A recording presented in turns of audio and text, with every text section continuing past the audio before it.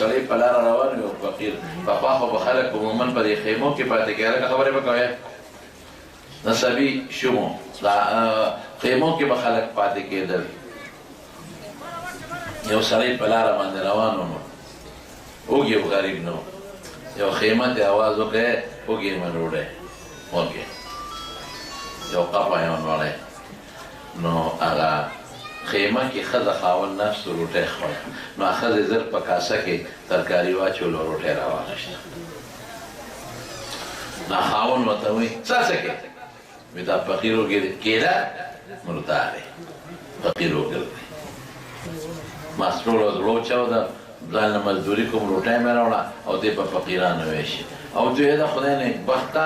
اوږې دی او د خدای نوم یې راته واخیسته د الله په نامې غواړي وایي کېده ځان له دې ګټه کوي زه ځان له ګټم دې دې ځان له ګټي مزدوري دې کوي غټ سانډا دی او سوالونه کوي ښځه ورته بیا وایي خوارشي اوږې دې وایي کېده د پلار د کوره خدای نه ده راوړې دا زما ډوډۍ ده نه یې ورکوم ښځه سخي ده او خاوند یې شوم پړق دی ډوډۍ ته یې واپس کېښوده هغه غریب داسې اوږې لاړ دلته بلې خیمې ته یې آواز وکړه اوږې مې ونوړی روټۍ راکړه هلته څه چل دی هلته هغه سړی ښځې ته وایي هله شا په پلیټ کې ترکاري مو اچوه ډوډۍ او دغه له ورکړه فقیر له هغه ښځه ورته ولې ورکړم وایي نېکبخته اوس هلته ښځه سخي وه دلته ده خاوند دی دلته ښځه د سخي ده او خاوند دی شوم دی دلته خبره بل شانتې ده سړی سخي دی او ښځه شومه او ته یې نېکبختي ده خدای نوم یې واخیسته ورکوله وایي ګټي دې ډانډه وایي دا ډوډۍ خو ستا د پلار د کوره نه ده زما د کوره ده وایي پخ کړې ما ده نه یې ورکړې فقیر غریب دلته مایوس شو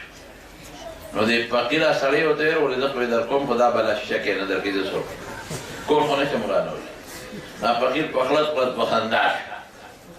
نو سړی ورته یې ولې دې وخندل وایي ومې خندل ځکه چې خبره مې لاوړې ولیده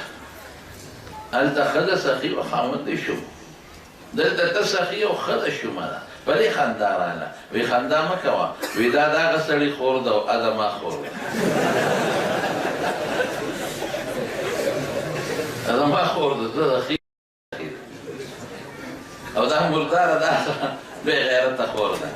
چې څنګه هغه شوم پړق دی نو دا هم په الفلا مو شوم پړق نو بس